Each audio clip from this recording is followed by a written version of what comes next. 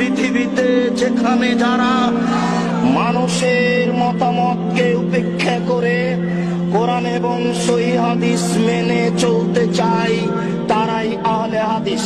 আর একটি কথা মনে রাখবেন, পৃথিবীতে হিন্দু বিদ্বান হোক, ইহুদি খ্রিস্টান বিদ্বান হোক, মুসলমান বিদ্বান হোক, কলমে লিখতে গিয়ে ইসলামী দলগুলিকে উল্লেখ করে যাদেরকে মুক্তিপ্রাপ্ত দল বলে ঘোষণা করেছেন, সেই দলটার নাম হচ্ছে আহলে হাদিস।